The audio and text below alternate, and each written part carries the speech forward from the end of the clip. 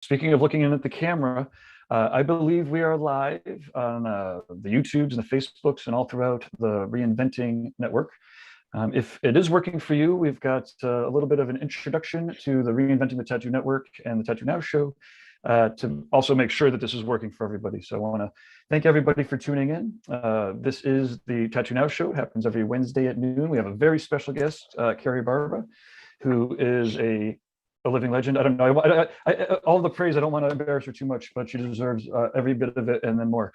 And so, yeah, so if you love tattoos, if you love the history of tattoos, if you're just getting into tattoos and you're sick of people telling you that you're not quite sure who is who or whatever, then this would be a great time to tag them or share this around. And I'm going to go to my scripts. Luckily, thanks to Lauren, Sandy, and the rest of the Reinventing crew and Kyle, they are actually in the background making sure that this is all working. Okay, so this is the Guy Aitchison's Reinventing the Tattoo community, where tattooers, apprentices, collectors, and the curious are all encouraged to join in these live streams, the real world events, to share with each other, to inspire each other, and ultimately to create better tattoos and art together. We're beaming out nearly every single day. And with all of your help, have actually evolved into a quality network of amazing live and on-demand art shows, kind of like the TV tattoo network that we want. Okay, so you could always go to www.reinventingthetattoo.com. It'll have the schedule. It'll have the links out to the appropriate apps. We do always have an app in the App Store, Reinventing the Tattoo. And yeah, like I said, if you want to keep up on the latest and greatest, send us in your emails. We have a wide variety of shows. We have art jams, drawing groups where artists are encouraged to zoom in multiple times a week. Those are free. We have interviews like this. We have discussion panels, webinars. Seriously, it's kind of crazy. And if you're up at 2 o'clock in the morning and aren't sure what to watch, you could just go to reinventing247.com. And there is, I think there's at any given moment 5 replays going on, including one in Spanish. If you are recommending this to one of your friends because you're digging it, or if you want to put it on in the drawing room of your tattoo shop, well, again, just Reinventing 24/7 is a great way to introduce people to what we have going on here.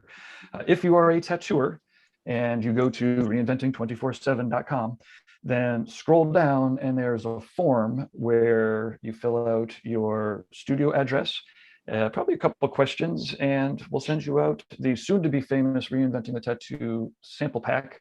It includes sample inks from raw pigments, Cheyenne cartridges, I believe Dermalize packages, depending on when you're watching this, who knows. But like I said, Reinventing 24/7, scroll down. You need to have a studio address because these are actual tattoo supplies. Okay, some weekly shows that we have every week. And until we make this its own little video, I'm just going to blast it out to you. All of these times are in Eastern Standard. And here we go. Sundays at 1 o'clock p.m. Eastern Standard is a Reinventing drawing group with Jason Leeser. That means that if you are an artist drawing on Sunday afternoons, if you're in Eastern, or Sunday mornings if you're in California, Sunday evenings if you're over in Europe, or late night. Anyways, point being is you can beam in and then draw. It's always a great group of people. We do the same thing on Mondays, 9 o'clock in the morning. It's the early bird drawing group. Keir Franklin hosts that one.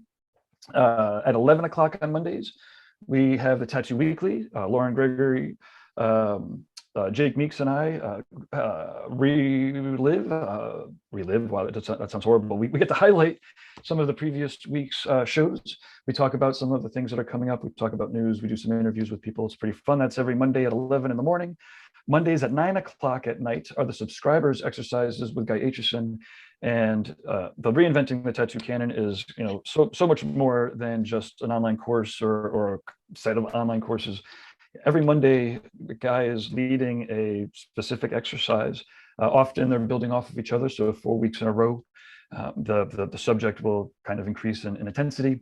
And point is, if you are a tattooer of any skill level, really, you should be getting one of these subscriptions and beaming in Monday at 9. Apprentices too, again, it helps you fine tune your artwork specifically for tattooing. And guys helped, I don't know, countless tattooers. It's out of control. Anyways, okay, so Monday at 9, this is the schedule. This isn't the pitch. Sorry, Mondays at, that's the Monday schedule. Tuesdays at 10 a.m., a drawing group with Ricardo.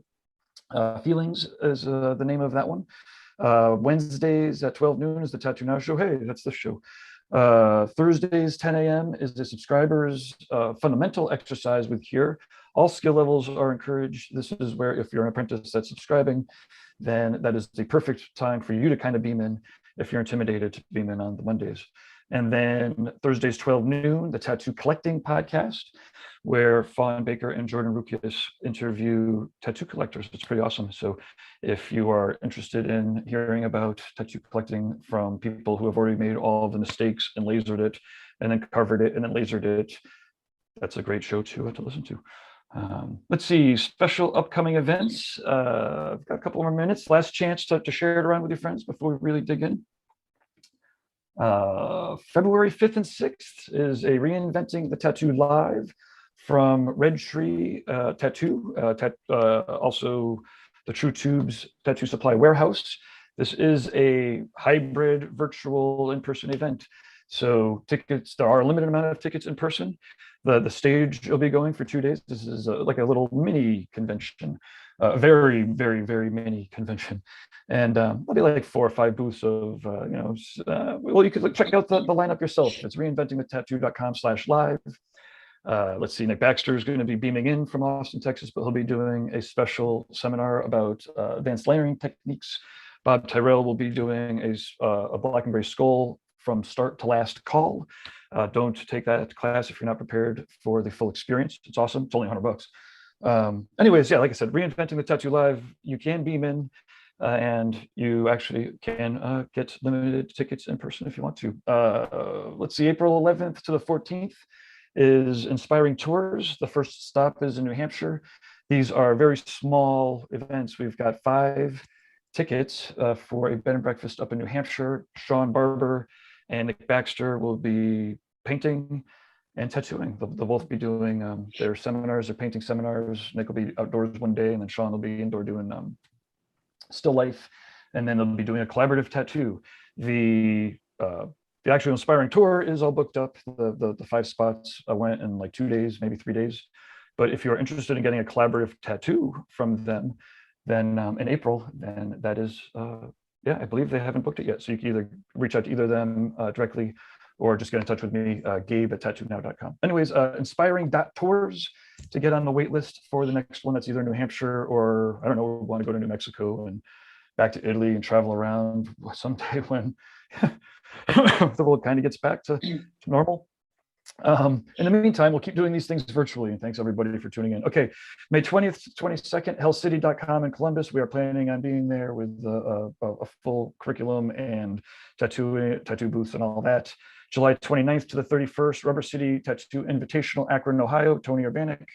And then October 20th to the 23rd, we are returning to Jiminy Peak. We did a BYOB last year, and we will at least do a BYOB this year, if not a full tattoo gathering.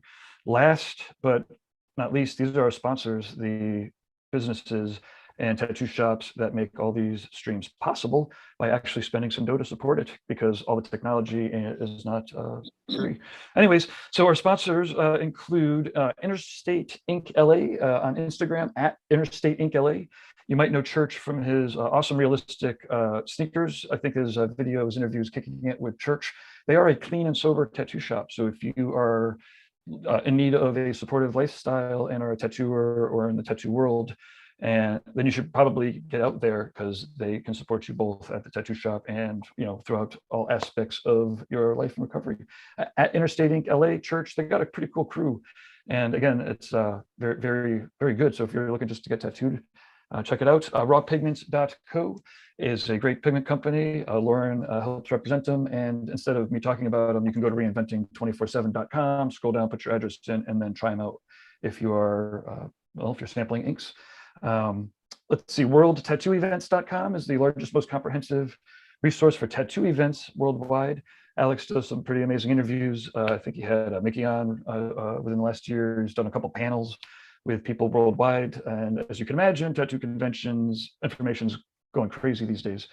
And check it out, World Tattoo Events. DLize Pro is known as Dermalize worldwide, but in the United States, thanks to copyright laws, they are DLize Pro. Protects Your Art. It's a healing wrap.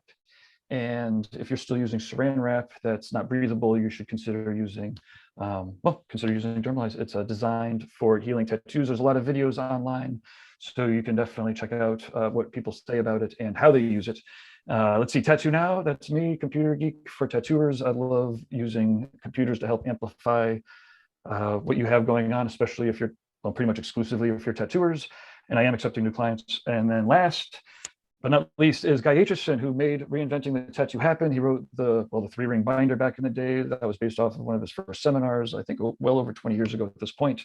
Reinventing the Tattoo has evolved into, and then it went to like a book with DVDs, with a massive, awesome forum and interactivity. And then we went online 10 years ago. Now it's on this awesome new streamlined technology that we're actually finalizing the move over as we speak, or right after this.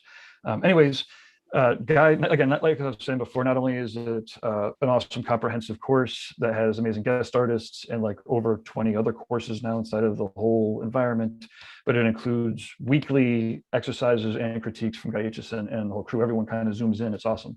So reinventingthetattoo.com, subscribe, guyaitchison.com, buy his paintings, check out his prints. The Mindtree series is amazing. And with that, leave your positive reviews on all of the channels to help us get the word out. We actually go out in the podcast store too. All your constructive criticism or ideas or sponsorship ideas, management at reinventingthetattoo.com. And instead of hopping off into the background and reading comments, I'm going to bring in Lauren to help with this awesome interview with Kari. And yeah, I've got, like I said, normally I would pass off to the host, but here I am. Thank you, Kari, for joining us. Yeah, and you have a pretty amazing, well, there's so many different stories and projects that you have to talk about, but I'm pretty excited to catch up about the history, the Tattoo History Museum. Recently, there was an interview with Good Time Charlie, and it's been, I think, maybe a month or two. So it'll be cool to catch up on what's happening, and but let's start off with I don't want to embarrass you, but maybe if you could lead off with a little bit of an introduction, so that people understand, know who you are. Actually, you know what? Let me just make sure that this is working, because I realized I did not test it or double check. Let's see, tattoos. Oh, yeah, it is. It looks like it is working here. And okay, this is great. Okay, perfect. Double checking is always a good idea, right? Sometimes, as you could imagine, we can get pretty far along in these things and then realize it's out. But yeah, okay. Well, thanks again. Let me spotlight you, and yeah, let's get a great little introduction, or a long one. Your call. My name is Kari Barba, and I'm sure as long as I've been tattooing, some people know me, but a lot of people don't. Our newer generation. So I've been tattooing. This will be my 43rd year, and I currently own. Let's see right here, Burt Grimm's, which is the oldest tattoo shop in the United States, second oldest in the whole world, here in Long Beach, California. I have two shops currently, one in Costa Mesa, which is about 30 miles from here, and then this one here in Long Beach, which houses a variety and great amount of memorabilia from tattooing, as much as we can get. It's kind of a small museum, the building itself being the oldest tattoo shop here in the United States. Oh yeah, it's amazing. I was out there a couple of years ago, and there's a video that's out in the YouTube sphere if you do a search for Outer Limits history. Jenny was an amazing hostess, and her depth of knowledge was great. She didn't have a script or anything. She was just able to pull that out. And so yeah, part of the training, Jenny, speaking of who she is, she's was my apprentice who's now working on the floor, but part of her training was to do research and learn as much as she could about our history and tattoo here in the Pike area. So she is very knowledgeable and is constantly learning. And yeah, we have had her do a lot of the tours, and she does a fantastic job.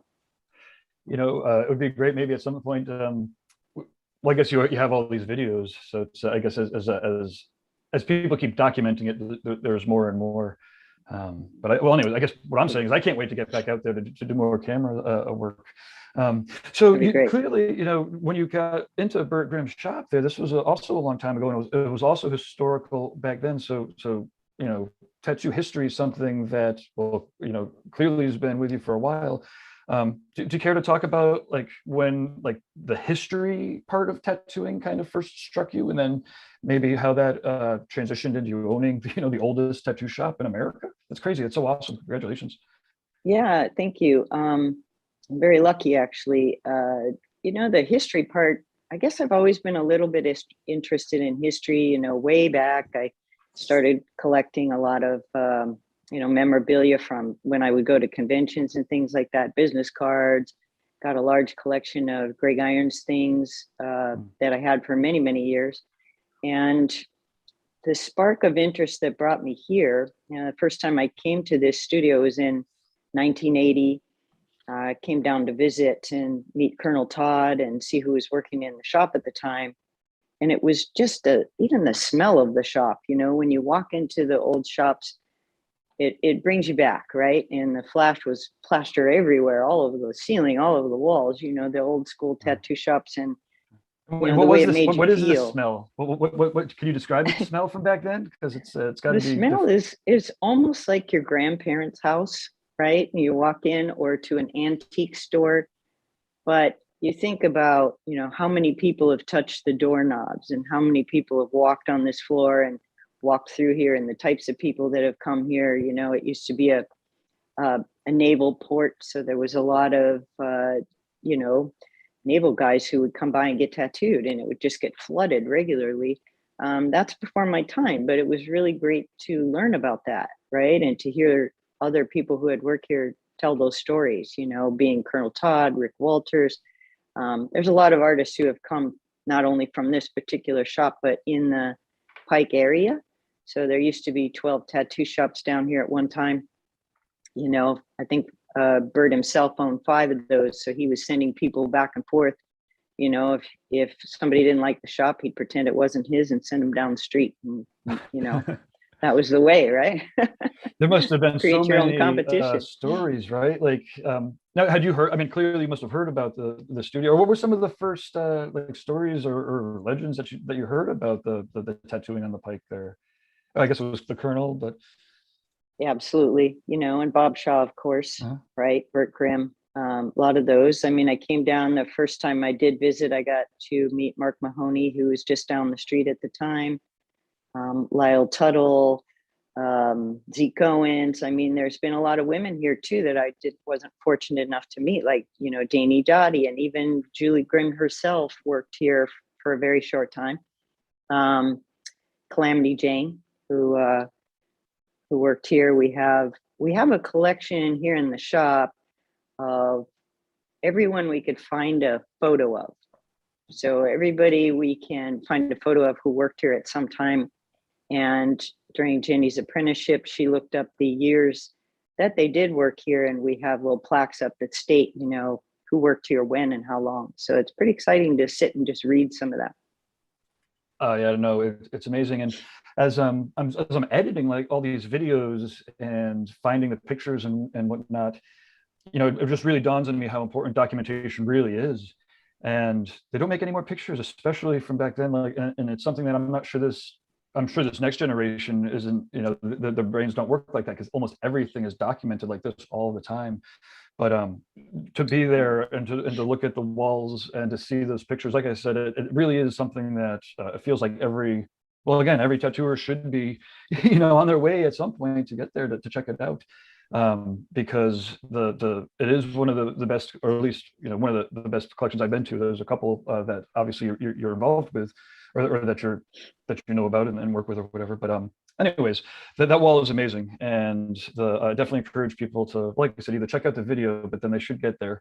And same thing with apprentices. It's like, as far as learning the history, it's so much stuff. It's so you started collecting right away when you're moving in, or I guess we didn't get to the story about you. Yeah. So how I acquired the shop was Rick Walters, really. I think we have to tease that first, though.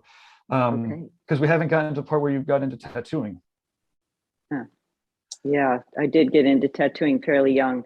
I did my first tattoo at 19. I'm from the Minneapolis area, so I did my first tattoo there.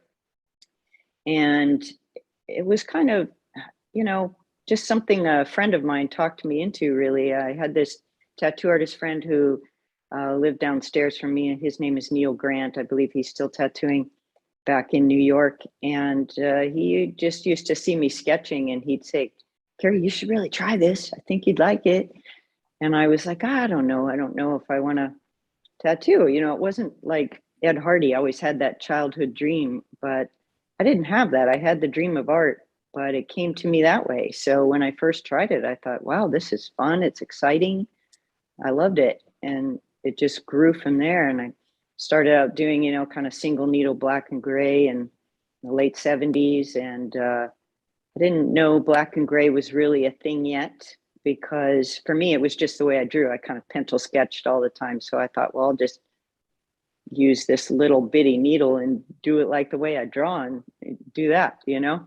It was kind of fun. And then later finding out, you know, here, Good Time Charlie and Jack Rudy, Freddie Negretti are on their own time doing that just a step ahead of me. Of course, you know, they're more seasoned than I am, but doing that fantastic work here on the West Coast. So it was pretty exciting. I ended up moving to California in 1980. That's when I first saw the shops here, the Burt Grimm shop, and went and visited Tattoo Land and a lot of the other shops in the area. It was pretty exciting. It's pretty amazing to like I said, to keep seeing the pictures as I get to go through them. Now, was it tough to land the apprenticeship? I mean, I guess obviously you were saying that there were women that were there, you know, and it's awesome how much it's expanding and growing, but like, and I don't want to like just come up with cliche, you know, questions, but it is worth telling your story a little bit if it's of value, you know, what that experience was, you know. So getting the shop was, you're talking about the shop, right? Not learning to tattoo, or are you talking about Well, learning to tattoo? actually, any story that you'd like to tell leading off of from there is Yeah. So perfectly good. learning to tattoo, I did an apprentice. I wish I had, you know, because I had to go back, right? A couple of years after that, I was working, first shop I ever worked in was in La Puente, California. And I worked for this gentleman named Fat George and another gentleman named Fat Mike. And learning old school traditional work, right? Like I had to do that and I had never done that. So it was kind of like, okay, Kari, you got to do this. You got to learn to do your lines clean and get your color in there. So, you know, take a step back and relearn. So I had worked a couple of years just doing tattooing. So I do believe in apprenticeships. I think they kind of make things fast forward, you know. So for me, I had to take that step back and relearn. But that said, it was a great experience to learn all those different styles and to, you know, do things back then the way we did. You know, we made our own needles and we mixed our own inks, and you know, things are pretty easy now. You just order it, you know, it comes, it's already ready to go. You know, you don't have to do anything. Pop that cartridge in, you know, shake the bottle, right? Just go It's for like it. 60 different Uh, colors. yeah, I mean, I remember when purple came out. That was so exciting because, oh my God, we had purple, right? That was a great color, and it had never, and it was like $75 a bottle way back then for the first time you could buy purple. And it was pretty exciting, but it always came in a powder form, you know, so you had to learn the secret of how to mix those inks to get them to go in the skin the best, right? So everybody had their own recipe. There was always a secret involved. Things weren't readily given to you. You kind of had to get to know people and or figure it out, right? You just didn't, you know, pull up YouTube and learn how to do that. So it was much more difficult. Did anybody ever imagine, was it that it could, that would blow up to the size that it has? I mean, I can't even imagine where it might be going, but like, Yeah. it's amazing to think about how, again, as you're saying, like creating the stuff, you know, every day, you know, for the needles or once a week, and then the inks. That's pretty amazing. So, Well, let's transition. So how long were you tattooing before you opened up your own shop? And was this shop your first? Was this wasn't your that wasn't your first shop? You had a couple before then. No. Yeah, so my first shop was in Anaheim, California. I opened that in 1983 on Beach and Ball. And I had that shop for about 26 years. Okay. But during the course of that time, from 83 till now, there's been a series of about 7 different shops. But once I came here and learned about this particular shop and the history of the shop, I always wanted to work in Long Beach. I always thought it would be fantastic to have a shop here in such a historical area. And when Rick Walters approached me, I think he approached me first time in like 2002, and he started talking to me about wanting to, they were trying to sell the shop, Bobby Shaw and Larry Shaw were selling the shop. They currently had their shops down in Houston and wanted to relocate back there. They didn't want to keep running the shop. So Rick was like, you should buy the shop. And I was like, oh, Rick, I was running, 3 other shops at the time. And I thought it would be too much. But the dream of Long Beach, not only Long Beach, but the oldest shop in the nation was, it was just too hard to pass up, so we just had to go for that. But Did the you know? Anaheim shop, Did you kind of know in your heart when you offered it? You're like, oh no, I have to do this, or were you able to like say, no, no, I have 3 shops that take like weeks to settle in, or? yeah, I did that at first. At first I said no. And I said, Rick, I can't. I'm too busy. I have too much. I'm still tattooing at that time, I think 5 or 6 days a week. I don't remember exactly, but doing that plus running the other shops. And although I did have help with that, I had a, a manager in each shop, and I did have assistants. It was still extremely difficult. And I thought, well, that's going to be overwhelming. And I was trying to find, which I didn't know at the time.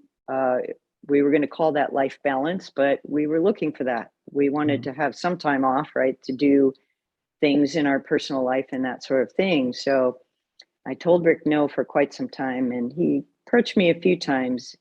And then I went to a coworker friend of mine and talked to her about the possibility.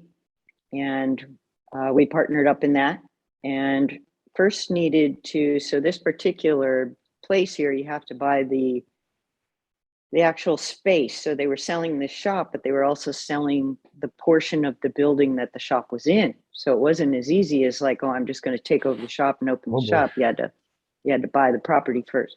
So we did that.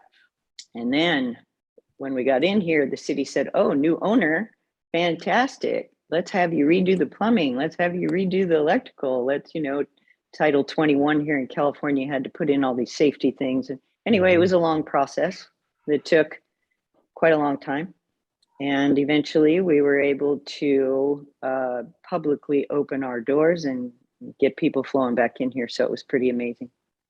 Yeah, I bet. And was the community support right out of the gate again, or was it, or I imagine, or?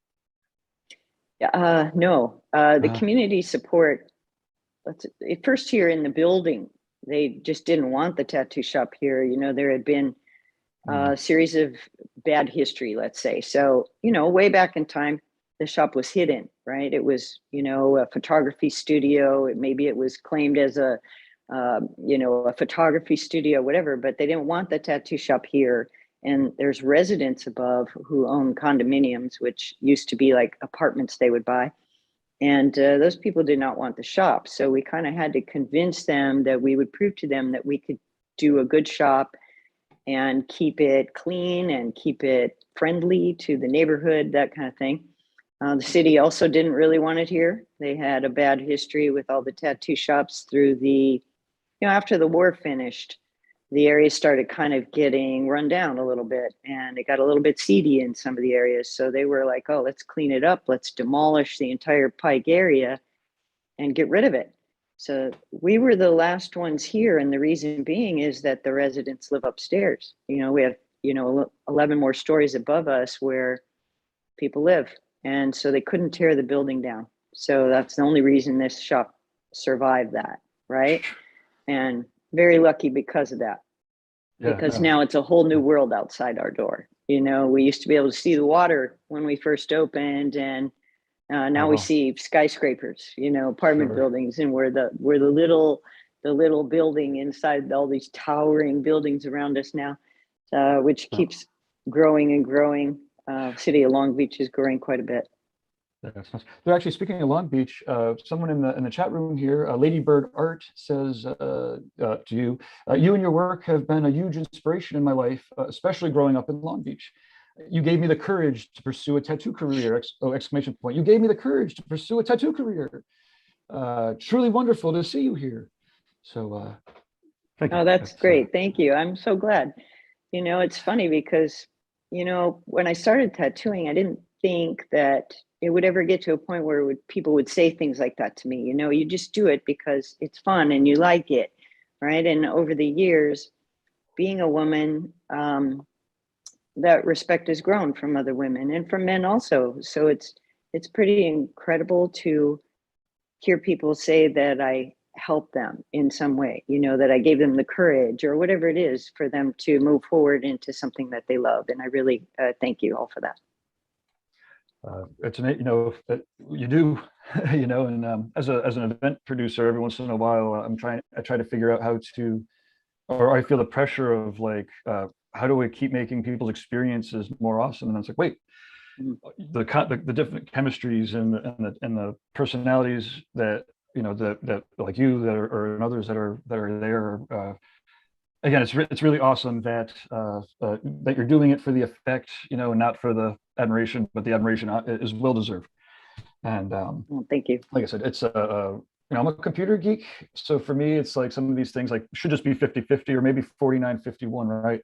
And like it's sometimes, and I also understand that, I also just even though I think that, and that's where my starting point is mentally, I have to shift some of the ways that I'm doing things and thinking about things because, again, I'm a white dude, poor white trash dude, but still, and it's amazing that that tattooing basically helps enable everybody to kind of participate, and the barrier to entry is more about.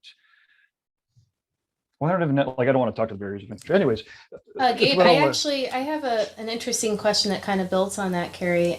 In terms of tattoo history, in terms of sterility, can you describe to me how that realization feels, knowing that the series of decisions or positive affirmations or not getting your building rezoned, those decisions you made early in career have shaped and improved the lives of millions of people. What does that feel like now? Were you thinking about that at all? Like, making those decisions compared to how you're Not viewing at it all. now?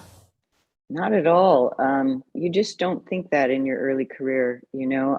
I'm sure even Lyle Tuttle didn't grow up thinking, "Oh, I'm gonna be admired by everyone, or I'm gonna be admired by these many people or help people." Um, you just don't think that. I sure didn't. I was, very shy when I got into tattooing. It was hard for me to even talk to clients. You know, I just was, cowering in my corner every time someone would come in. And so to get to a point where now I'm doing things like this, or I'm walking on a stage and talking to a lot of people, explaining my life, explaining some of the history. And it's some of that history is my personal history, but a lot of it I'm trying to carry on as other people's history. So when we have the opportunity, we want to hear that history from them directly. But yes, it's very, very, very exciting to be able to have young people come up and say to me, "Thank you. You trailblazed, and because of you, I'm able to do this today." And was I a trailblazer? I don't know. I have no idea. But they feel that I helped them, and if I did, I'm glad that I did. Excellent.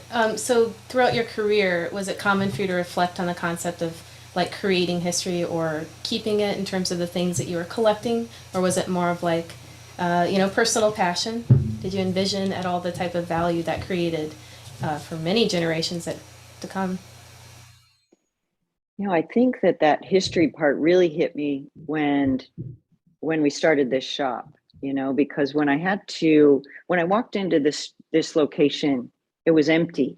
The history was gone except for the memories. right? So the building itself was just empty walls at that time, because when the shop closed down and they left, everyone who worked here wanted a piece of that. You know, everybody wanted a piece of the memory, so they took everything with them. So I had to go through this process of trying to fill the walls and reclaim some of the history back to the original location. So I was reaching out to everybody. And so through that, you know, that interest grew and grew at the time.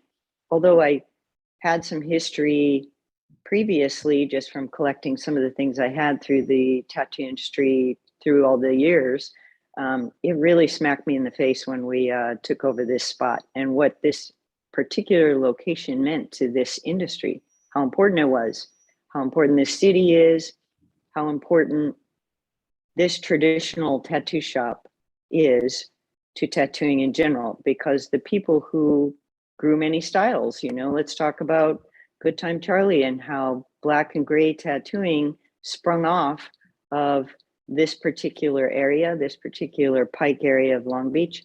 He came here and said, hey, I'm going to try this new thing. I'm just going to use black. I'm just going to tattoo the way I like to tattoo. And I don't care what you're doing. I'm going to do it my own way. And then, you know, Jack and Freddie and those who followed behind him, all doing the same thing. Many others, of course. But East LA sprung up, and that transition from the Pike in Long Beach to East LA in that black and white style all springs from the history of this particular area.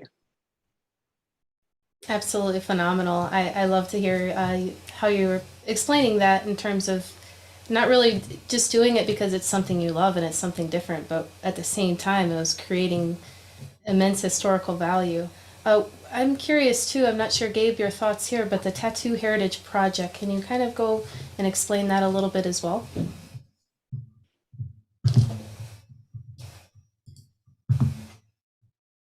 Are you able to hear me? Okay. Oh, yeah. How are you? Yeah. So Kari, the Tattoo Heritage Project, it seems pretty awesome. You're on the board of directors. I'm going to fire up the website in the background here if you want to give us a little tour and let us know about how people could help, because clearly anybody that's watching this that loves tattooing should want to be a part of, again, preserving its history. So, I'm gonna absolutely. So, Good Time Charlie had a dream, and I think he mentioned that before, that how great it would be to have a one house tattoo museum if we could do that here in the area of Long Beach, you know, where it all started from, in where the oldest shop is. Can we do it nearby so we could work together and bring collections from different people, you know, all over the country, possibly all over the world, but to one location where people could go and visit and become members and regularly support history and tattoo. So, you know, there's been lots of shows that have come across, you know, there's been Natural History Museum, LA, Mola Museum here in Long Beach, many museums across the nation, across the world who have done exhibitions on tattoo.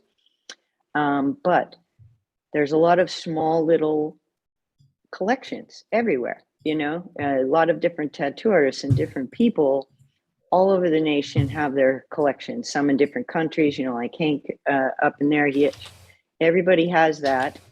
But can we borrow those collections and bring them to where it's more accessible for people to regularly go and visit those collections and learn about the history of tattoo? So that's his dream. And how can we help out? Well, this is kind of a new idea. So we're just building and trying to build our finances and find membership support so that we can move forward and find a permanent location for a permanent collection and visiting collections. So that's what we're working towards. And, you know, if you go onto the website, there's lots of places where you can support in different ways, whether buying merchandise or giving donations and things of that nature. And, you know, possibly in the future, even sharing your collection to the museum for a period of time would be absolutely fantastic. And I would like to see more people join in. And that's what we're trying to do, is kind of to share. And there's Greg right there. I was just thinking that when Yeah, it's a fantastic idea. I'm really excited about being involved, and I appreciate that Charlie asked me to be involved, and I'm very excited for his dream to come true. And here we have a picture of one area of the Pike back in the day. It looks like it's, you know, maybe in the 70s, I'm guessing, probably early 70s before they, you know, demolished all those buildings right there. None of those buildings are currently here anymore. Oh, So wow. you can only see them through photos and that are in people's private collections. Yeah, I love, like I said, just kind of going through all of it. And as I'm editing these videos, you know, I'm looking for like Don Nolan or like all these different names, and I'm becoming part like internet sleuth. It's also fun to see how people change through history. I remember being at one of the Hell City tattoo conventions, and I was watching a video. It was like a documentary in one of the movie rooms, and I believe it was of Mike Malone and Ed going over to Japan to get the back pieces. And I was like, oh my god, they look so young, you know, and they were young ones. And then I was like, wow, it's amazing how, again, like to your previous point, like they didn't know they were making history. They certainly didn't think it was going to, you know, documentary worthy. They were just doing this really awesome, amazing thing to get this, you know, a tattoo that's out of this world for them or whatever. And anyways, it's amazing that to help any ways that I could help with the computer stuff. I'm definitely down. And so as you were saying, people could go to the website. There's like they could get like the mugs or cups for the small donations. There's, you know, some larger donations, maybe if you're a tattoo studio. And yeah, cool. It's awesome.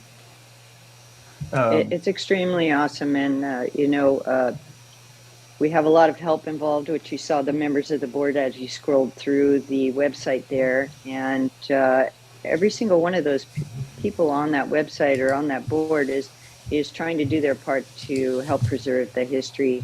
And I'm very honored to be involved, to be able to help, and I hope that I can help in many ways. Some of us are currently working on, you know, t-shirt designs that could be used in many different ways on, again, things like mugs and stuff, but that's a small way to help out. And like, as you said, there are much larger ways, sponsorships, memberships that'll be coming up, things like that. Oh, sorry, I'm clicking my button here. And yeah, and you would accept, you know, from the tattoo businesses too, of course, like supply companies and all of the people. It's and again, it feels like, I don't know, to some of the vision, like if you're at a real museum, I don't. It would almost be embarrassing if there wasn't, if your company wasn't kind of sponsoring it, right? So, anyways, it's great to do that. And then, are there any other events that are coming up, or I guess people should just hit, you know, hit the follows, or is there what are the ways? As far as the events are concerned, I know we're working on a docuseries, which will be pretty exciting, highlighting different tattoo artists. And that is pretty exciting. You can find more information about that also on the website, but I've seen small little portions and it's pretty exciting.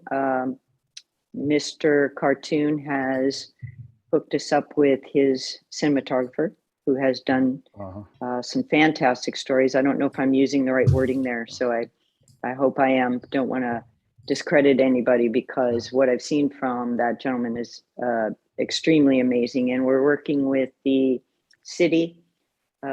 Different city officials are totally on board, which is fantastic. We've had some virtual meetings with city officials, and they are helping us to locate a permanent facility for the museum here in Long Beach. So we look forward to that too.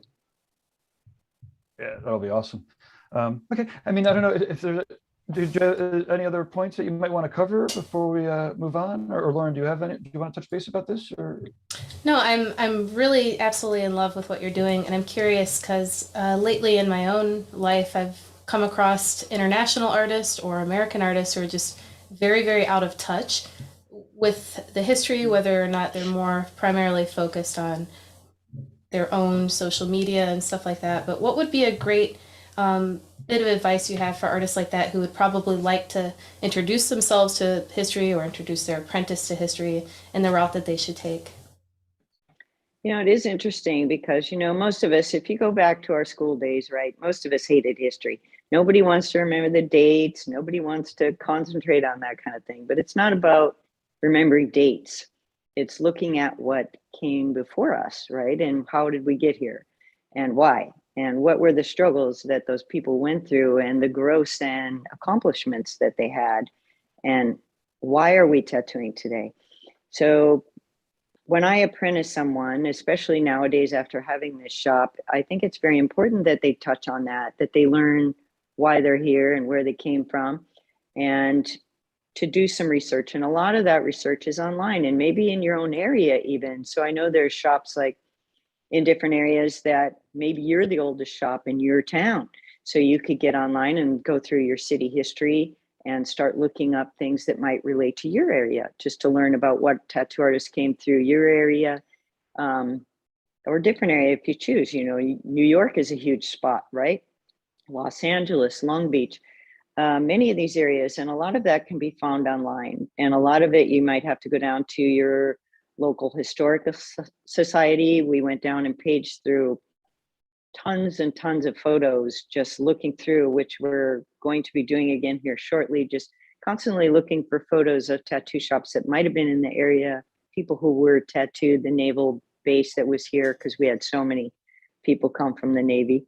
And I think there's lots of avenues for research, but hopefully the Tattoo Heritage Project will be one of those. You can be able to come to the museum and learn there, which will be fantastic. That does sound like something that I would absolutely love to do, and encourage other artists to do as well. I saw last week the video that Gabe had shared from Jenny, and that was about as good as it can be for some right now with the situation with COVID and closures and stuff like that. Yeah, absolutely. We used to have this quite a bit where groups would come through, groups of teachers, groups of students, and we do tours through the shop and tell them as much as we could and about the history of tattoo, and kind of open up the eyes of other people who don't know a lot about it. Because a lot of, let's say if you're not tattooed, you might have a preconceived idea of what that's about. So we're trying to change their minds and show them the artistic side of tattoo and what that really means. And by doing that, we're sharing some of the history, and hopefully we can open their eyes a little bit. Absolutely. Awesome. We also have another surprise guest questionnaire. Kari, I don't know, have you met Fawn before? Fawn from I don't think so. Red Tree or Tattoo Collecting Podcast. Fawn, could you turn your camera sideways by chance? There we go. Is that better? There we go. Fantastic. Awesome. I can never remember which way. Kari, Kari. So Fawn is a host of the Tattoo Collecting Podcast, and I'm excited to at first she pinged me to see if she could ask some questions. So I'm going to hop on out here for a second to have a Sure. question. Cool. First off, Kari, fantastic to kind of meet you. It's a little different when we're not really face to face, but so one of my questions for you that I was messaging Gabe about was, I was just kind of curious on like your point of view of how the attitude towards women in the whole tattoo industry has evolved over the years. Yeah, it's an interesting question. And I'm going to lump that because I'll talk about the women in tattoo, but there's also a racial thing involved there. Mm-hmm. So women in tattoo. So when I first started tattooing, I didn't personally think about it because I have mentioned this in interviews before, but I was raised by my father and I was never told I couldn't do something. So for me, getting into tattooing seemed a very unnatural thing. I didn't know, and I wasn't aware that there were women in tattoo shops all over until I started tattooing who were struggling. They were being put in the back chair and basically ignored and not given the equal voice, let's say, taken advantage of in many ways. And I was very lucky because that didn't happen to myself in my shop, right? But it was happening to everybody else, all over the world. And so that growth and that change for women is occurring. has it stopped? No, of course it hasn't completely stopped, because it depends on where your shop is, the area that you're in, you know, the community that you have, the support you have, things of that nature. But it's great to see so many women tattooing, because when I started tattooing, and, you know, I could count the women that I knew tattooing when I started on my hands. That was it. So now, you know, I'd say there's a lot of us equal now. numbers. Yeah, There's a lot. gotta be equal numbers. It's fantastic. And, you know, that's also people of color, right? So we didn't have people of color tattooing that I was aware of at that time. You know, maybe we had some brown people, but very few, right? Very few. So that is starting to really grow and open up to everybody in this industry. And we have to be aware that tattooing is for everyone. It's not secluded to just men or white men. It should be inclusive of everyone, and I'm a strong advocate of that. And the women who are tattooing now are just absolutely amazing. I can't believe some of the work that's being done from everybody, actually. But, you know, there was a time when people would walk in my shop and I felt, okay, I have to do that. You know, I have to do that. But just because I had the courage to try, I guess, where some of my crew was scared to try. And I think that women were scared to do that. You know, they were scared to step up, right? And I think now they're all stepping up and proving that they're amazing, how great their art is, that they're strong, and that they can carry this industry forward alongside the men. That's awesome. In my career, I've only been tattooing for about 13 years. So let's just round it and call it 15. So in the last 15 years, I've gotten to see the industry become, in my perspective, I've gotten to see the industry become more inclusive and more soft. Like, it's just softer. The harshness is going away. You know what I mean? Like, I think of like when I see shops in like the early 90s when I was, you know, just a kid, and they just seemed rough. The people getting tattooed just seemed rough. The people doing it seemed rough. It's like everybody had a chip on their shoulders.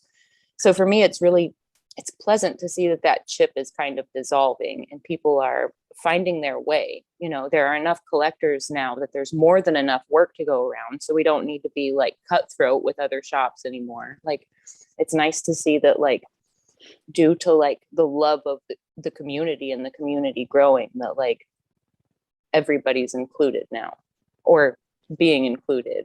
You know, it's nice. It's nice to be on this end of it. I've heard stories of what it was like for you, like from people who watched you tattoo earlier in your career, and just to see another female who's worked your way up through the industry. You worked your way up through the ranks, just like the men, but you've always done it. Like anybody that knows you, they have the classiest things to say about you. So that's really nice to see. You know what I mean? Like, a lot of women struggle, and it's hard to find the way to do things the classy way and the right way, and to not be pushed around or not be taken advantage of. So it's really good that you've been like a role model for all of us. So thank you. Well, thank you. Thank you. I've definitely had my bad days. Let me tell you, you know, I've been at some of those conventions where I wasn't the most classy. So, you know, I'm sure you're hearing the good stories, but I'm sure there are some bad ones too. But, you know, trying to stay myself was the most important thing. And it was hard sometimes because, you know, at times we're putting a face for somebody else. And when you really realize that doesn't matter anymore, you should just be who you are. And especially, you know, when I was first in this industry, I was straight, I was married, you know, I have 2 beautiful kids. My son Jeremiah is a tattoo artist also. My daughter is a hairstylist, but we're all kind of artistic in our way. And growing up with my son tattooing alongside me, he's been tattooing since he was 15. I can't even think now, my numbers are going crazy, but he's been tattooing a real long time. And it's fantastic to see all of this growth happen, you know, to see women change in this industry and show who they are and what they have. And I appreciate them recognizing me and trying to do it with grace. I don't know that I've done that all the way. But I feel like I have a soft inside. So I have a tendency to get pushed around and taken advantage of. So it's very hard for me sometimes to hold my ground and be strong. You know, it is. It's very hard for me. And that's a kind of a mushy side of me, but I'm a Cancer and I have that soft inside and that hard out shell on the outside, you know, but just who I am. That's awesome. I just appreciate everything that you've brought to the community. Before I joined, I was listening to you talk about the history of the shop. And one of the things that we talk about at Red Tree all the time is the tattoo history of Columbus. We're so proud of it. It's one of the reasons that makes it so special that Marty Holcomb is working with us. But we talk about the tattoo lineage. You know what I mean? Like, who learned from who learned from who learned from Stoney. So in Columbus, there's almost this like pride Family. if you learned from one of the local masters, you know what I mean? And then like you said, there's definitely the family to it. There's like the father and then the grandfather and then the great grandfather of tattooing. So it's really cool to see, you know, more and more people are starting to keep the history of this art and this culture alive. Every time, like I just keep looking at all the flash right behind you as you're sitting there, and just all the history that's in that one shot is amazing. Yeah, so this is this is a Burt Grimm sheet right here. And this is a blazer that was actually worn in the shop that Bob Shaw actually wore. It's a very small little shirt. This flash right here is Dainty Dottie. So we have flash from different people all over the shop, but also more photos of the people who worked here, trying to represent them in the timelines. We have little plaques. I think you can see one here that kind of explain it. So you can kind of do a self-guided tour here also. So you can walk around and read, what is this? You know, what is this picture and what does it mean and where does it come from? And the history. And we have some different pieces here that were lent to the Natural History Museum for their exhibition on tattoo that was done, I think it was like maybe 4 or 5 years ago. They had that fantastic exhibition that was lent from the Kay Branly Museum in Paris. And that particular exhibition has been traveling the world ever since and is still currently doing that. Went to Taiwan. I think it went to Spain. It's been back in France. It's supposed to travel to many countries, which is pretty fantastic to see. We have different pieces. I know this one's kind of hard to see, but if I turn this just a little bit, you can see there's a plate glass window here that was painted by Bob Shaw and was hanging in a window. So when we took over the shop, we had to, you know, tear down some walls and do some demolishing and things like that. And we actually found that plate glass window behind another wall. They had kind of covered it up. We found flash behind the wall. We found, you know, things in the ground from when they first built the building, that some of them were related to tattoo. And it was pretty exciting to find all these little bits and pieces of history just covered up, right? It's like, okay, that's not important anymore. Let's just plaster and put some drywall over it. Let's put some paneling over the top of it. And so we started ripping that all down and finding all these treasures. And so it's very exciting to think about how we found those at the time and where they came from and be able to share them. It's pretty great. Oh man, I would love just being able to stumble on treasures like that. out of all of the memorabilia that you have and you've acquired, what is your favorite kind of memorabilia to collect? Gosh, it's more the timelines. I think that's the most interesting to me. I mean, I love seeing the artwork, right? The drawings and how they progressed over time, and then how we end up doing things in cycles. It's very interesting to me because, you know, you go back and you have traditional from way back, and then traditional gets revisited in a common way, but also in a new way. But the timelines of how things happened is very interesting. Like how long did people work here? And finding out there was women here was pretty interesting, because I wasn't aware any women had ever worked here. And so in the research process, you know, finding out there was a few women who actually tattooed here is interesting, because when I took over the shop, it seemed to me that a lot of the men did not want a woman to own the shop. They didn't want a woman in the shop. They didn't want anybody to run it, you know, who was a girl. And so that was a little hard for me.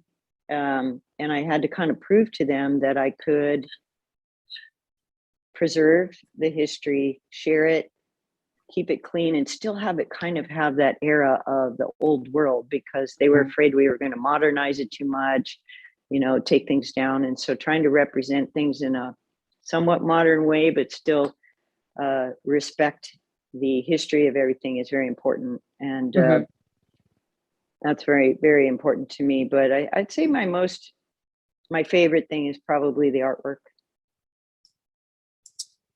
I don't know. I've been on an art collecting rampage lately. I feel like once you start buying little pieces, like once you take the leap and start buying original artwork, it just, the rabbit hole opens up, and then it gets so exciting. Like when I'm sitting and waiting on a new piece to come in the mail, it's like, I can't get here fast enough. And if it gets stuck in customs, but it's part of it's part of the excitement when it's an original, because, you know, it's the only one. It's, you know, it's the only one that will ever be.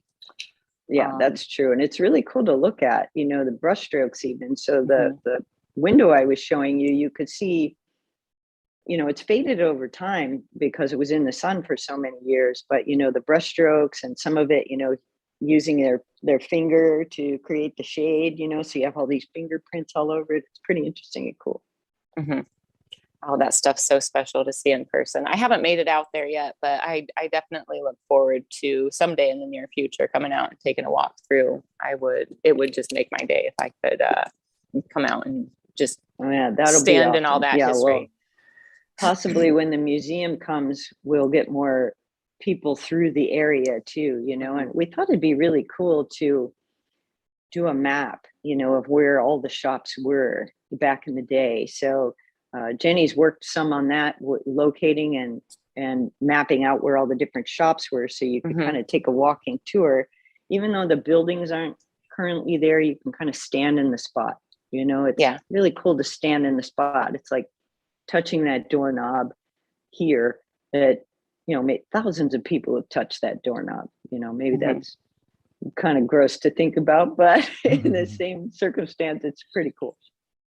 Yeah, when you think about all the energy that's just passed through and all the ways that the energy like interacts with one another, every person that comes in makes the space a little bit more magic. And then when you add years and years and thousands of people, it's just a magic that you can't replicate that feeling. And like before I joined you guys were talking about what it smelled like, and the smell, part of that is the energy. Part of that is, you know, the things that have happened there and the transformations that have happened, like within people, within collectors, within artists. You know, we're always growing, we're always changing. So that's one of the things that makes the history so special about tattooing. Absolutely, 100% agree. And, you know, new tattoo artists of this current era may not be aware of a lot of the history of tattoo, and some of them might not even care, but I didn't either. You know, when I first got into tattooing, you're just thinking about doing something cool. You just want to make that pretty picture, you know, you're not concerned about who did it. And back then it was a huge competition, you know, like everybody was trying to be better than, and it's still that way. But the only way you could learn or see things at that time was in tattoo magazines. You know, they didn't have things on TV. They didn't have YouTube. There wasn't really anywhere to go unless you flew. You had to fly somewhere to go visit other shops and things like that. You couldn't see what you can see now. So it's easier now to learn a bit about history just by watching something like this or pulling up a video. But to actually stand in the spot, walk through the grounds, go to those different shops and meet those people, I think is hugely important. Joe Capobianco came through Red Tree a few weeks ago. He was just traveling and he just kind of stopped in to visit and say hey and kind of like walk through. Like our facility is pretty amazing, so everybody kind of wants to check it out. So he's walking through and he and Derb were talking, and he said that he's just been kind of like hitting tattoo shops along the way visiting. And he's like, I walk into some of these shops and these kids don't even know who I am. I'm like, Yeah, they don't know who you are. Like, you're Joe. You're like, how do these new school kids not know who you are from like your drawings? And like, you're the only one that looks like you. How do you not know Joe Cap just from like cool like, Joe, right? When he came through, I was like, that's Joe Capobianco. And then my client that I was working on, who is actually a cousin of mine, and we had Marty Holcomb was working that evening, and then we had Joe Capobianco in the building in Derb, and all three of them were standing across the hall in Marty's room just chit-chatting. I was like, that's the smallest room full of the biggest legends ever. That's great. I haven't seen Marty in so long. It's been years and years, you know. Oh, he's a homebody. He comes in to work about 7:30 every night. He's usually in the building between 7 and 7:30, and then he burns the midnight oil. Like I work until usually between midnight and 2 is usually my stopping point. And sometimes he's working later than I am. So it's really cool. I'm always like, the wizard will be here in the evening, and then he's got long white hair and a white beard now. Yeah. So his glasses always slide down his nose. So he's always like, he totally looks like a wizard, like the magic that comes from his hands. And then he looks the part. He's awesome. I can't remember the last time I worked till 2 a.m. My goodness. You know, you said he starts at 7:30. By that time, I'm like, okay, I'm starting to settle in and get ready to go to bed, you know, like 9 o'clock. But I'm an early bird. So I usually am here in the shop tattooing by about 9 or 9:30. And I'm done early afternoon. You know, my days are shorter now. After our pandemic break, it was a little bit harder for me to work back into it. So I'm working about 4 days a week now, and keeping my hours a little bit more limited. But, you know, back in the day, we used to work those long hours. I mean, our shop hours alone were from 10 in the morning till midnight. And, you know, back then when you tattooed, if somebody came in at midnight, 5 to midnight, 2 to midnight, it did not matter if they walked in that door before that close sign was up, you did their tattoo. So you could be there till, you know, 3, 4 in the morning doing their piece, tired and hungry and, you know, just wanting to take a break. But it was more important that you finish the tattoo first. So that was a day-to-day thing back then, you know, 6 days a week. We were only closed 1 day a week at the time. And so it was a lot harder process. And I know a lot of people still do that now. And I respect people who tattoo like that. That's pretty dang hard to do, and it's hard on your body. So I think for a lot of tattooers, it's necessary to go through that. Like those are like, when I say artists have to earn their stripes, those are the stripes you have to earn. If you haven't worked 90 hours for 3 weeks straight and then had to work another 90 hour for the fourth week, then you don't know what it's like. Like that's the character building. That's that's the thing that builds the work ethic in us. And that's the thing that I think when you work through that much work and you still love it, that's the thing that like makes it special. There's not another job that you could just work and work and work until you're exhausted and still be excited to go in the next day. That's true. And, you know, for me, like a lot of times when I'm actually, you know, say you had a really hard day or you're really stressed and you get up and you come in and, you know, once needle hits the skin or you talk with your client, right, you just get into this beautiful zone, you know, it's so peaceful there.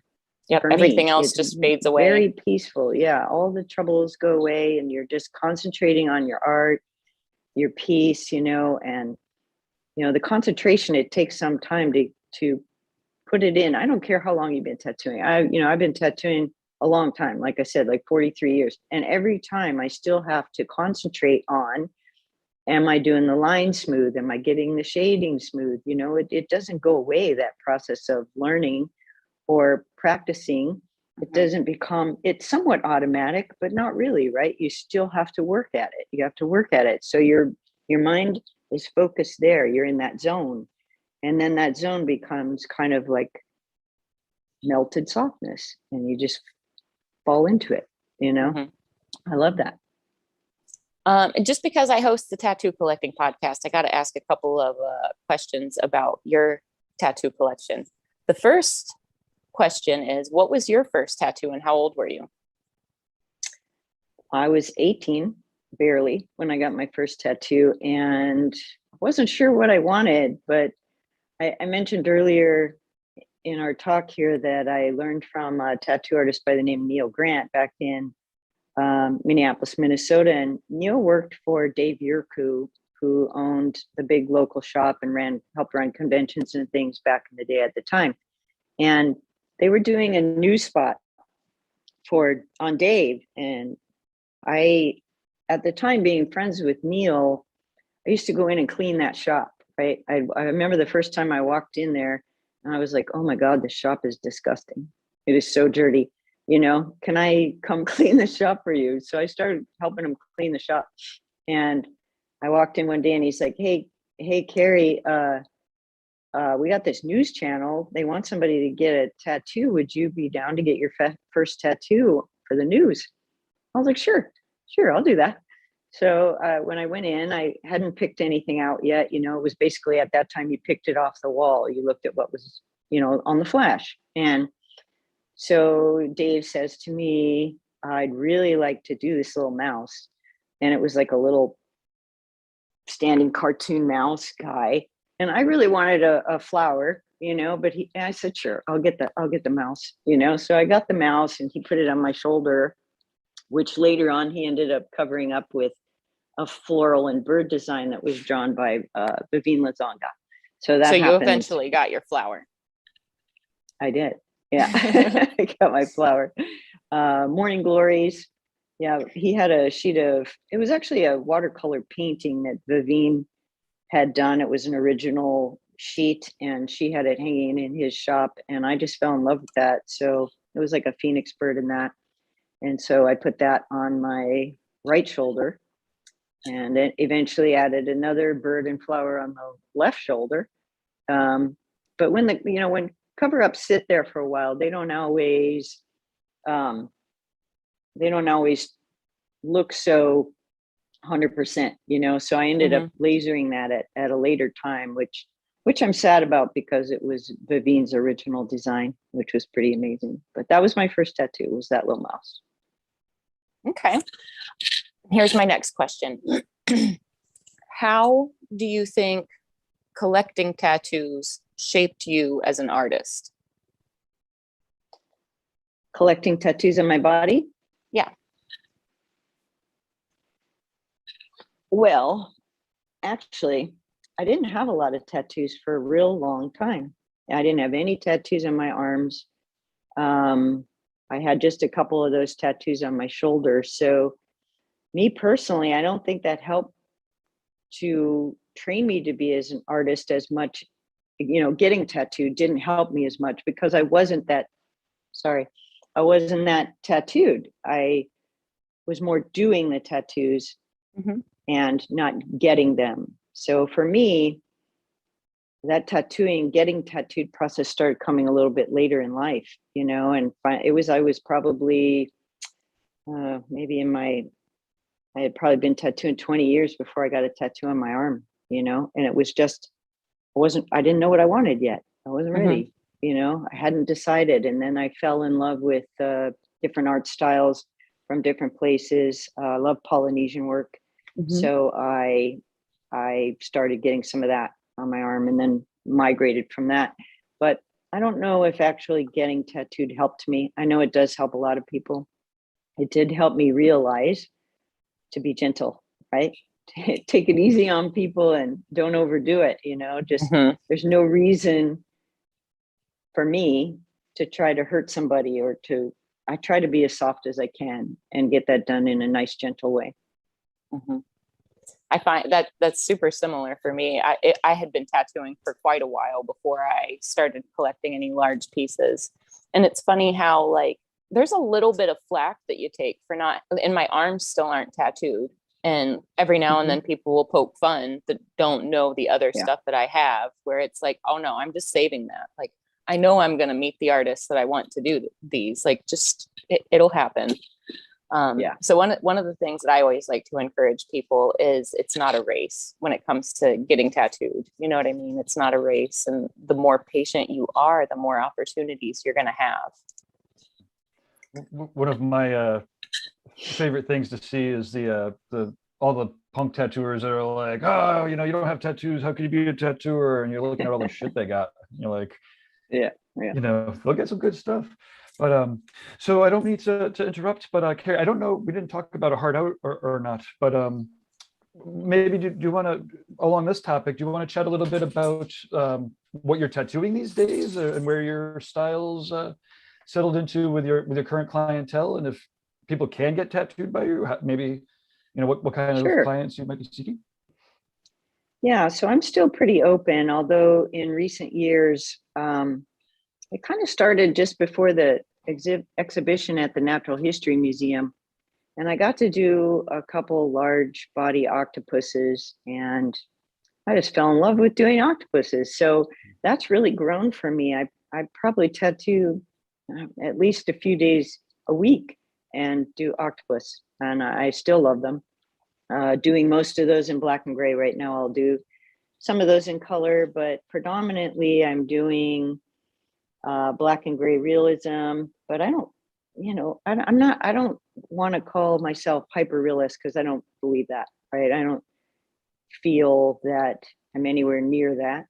I feel I'm kind of an illustrative version of realism in some way, because it kind of comes from just me. So it's basically my version, whatever comes out of me at the time. And it's very hard because sometimes clients want this, but I don't want to do just a copy of that. I kind of want to do my own version of things and put it together. But I love doing sea life and black and gray realism in some way, but mostly octopus, sea life, tons of that. You can see that on my Instagram page for sure. I am still tattooing. I tattoo 4 days a week, generally, most of the time. And I don't do this book close thing. So I've never been able to ignore my emails. I can't do it. I just can't let them build up like that. So I check my emails 5-6 days a week. So I'm constantly going through, and if I can't do it, I'm referring it to somebody else. And because of that, I end up booking myself out very far and getting a little bit stressed on that. But I'm usually booked out, maybe somewhere between 6 months to a year, somewhere in there. And so if I get a cancellation, I'm just moving people forward, bring them closer in. And I don't really have any end date, and I don't have any. I try to plan in my times off, around the holidays or whatever. But yeah, still love tattooing and still doing it quite a bit. Awesome. And are you planning on going on any conventions? I mean, I remember when we set some of these topics, it was early December, and it was like, let's talk about conventions and what's happening next year. Yeah. And then since then, of course, it's funny. I looked at the news the last couple of days. I didn't see anything about the like that hockey stick thing that's going on with all the hospitalizations. Anyways, are you planning on traveling, or what's the next year, or I guess it's this year, looking like for you? Yeah, so personally with conventions, I haven't tattooed at a convention in quite some time. I spent most of my convention times, I like to go to the conventions, but if I go, I was generally judging. I used to go to Mondial du Tatouage in Paris, France, every year. And then when our pandemic hit, of course, that ceased at that time. And at this time, we're still waiting to see if that's going to come back. Are they going to be able to do it? So I don't have any convention plans in my future right now. I don't. And I don't have any plans to travel tattoo-wise. I'm sure it will come soon. I just haven't scheduled that in at this point. Still kind of waiting to see who's going to do what. I think that's just starting to touch. And I know we've had a local convention. I think it was fairly quiet. I think people are still a bit nervous, I think it's a seasonal thing, I think when it warms up a little bit, people will be going more to conventions and getting out there and being not so worried about, am I going to, catch the flu or COVID or, get myself sick. So I think that is turning around, and I hope that the conventions come back soon. A lot of fun just getting everybody together, and to your point earlier, like as fun as all the computer stuff is, and we could actually connect with each other like this and with all the other people watching, when everyone gets together in person, we could actually have interactions the way nature intended. Yeah. It's gonna be a lot of fun again. So do you have any closing thoughts, or is there any I know we didn't hit all of our topics, but I want to be aware of your time. We do also, I don't know, I'm gonna put in a good word. We have an apprentice hopeful, Kyle, who's been doing some interviews. We call him Bridging the Gap. So it's like the younger generation and the older generation. I need the most experienced generation. And so I don't know, maybe if you have some time in the next month or two, we could pick up the rest of those questions. Oh, that'd be great. Yeah, I love doing these. It gets me a chance to, I know there's not always somebody new on the other side, but here and there, people will reach out to me afterwards, and I get to talk a little bit with different people who have different questions or things they want to share about the industry. And I think it's fantastic. And I would love to do that. Yeah. Awesome. Cool. Thanks. Welcome back, Lauren. I guess. Yeah, I've been watching and listening. Thoughts. Awesome, Fawn. It was great to hear from you as well, Fawn, and I enjoy your show. I'm gonna jump off and let you guys wrap up. I gotta get scooting, but thanks for letting me join the conversation. It was awesome to meet you, Kari, and Gabe and Lauren. I will talk to you guys soon. See you soon. Awesome. Well, thank you so much again for joining. I've thoroughly enjoyed listening and just kind of taking it all in, and having the opportunity to do so is incredible. I know that it's different, and we've all adapted to how we communicate, and I think, it can be pretty great. So again, if you'd like to close out and tell everybody where they can find you, how to contact you, and all that, we would love to hear. Absolutely. So again, my name's Kari Barba, and I am here in Long Beach, California at Outer Limits Tattoo. And please look for us also with the upcoming opening of the Tattoo Heritage Project Museum. We look forward to that, working with Charlie Cartwright and the other board members, and building some history, some growth, and some knowledge for our future. So let's do that. Let's take what we learned and make it better. Awesome. Take what we learned and make it better. Yeah, thank you so much. It's amazing, and I can't quite thank you enough. So I don't know how much longer I could sit here and thank you. So I just want to encourage everybody good to see you both.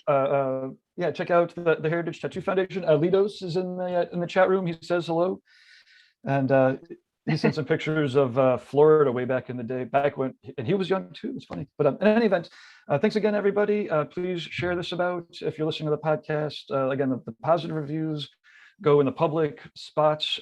We love criticism. Feel free to email us, management@reinventingthetattoo.com straight away. Anyways, cheers. Thanks.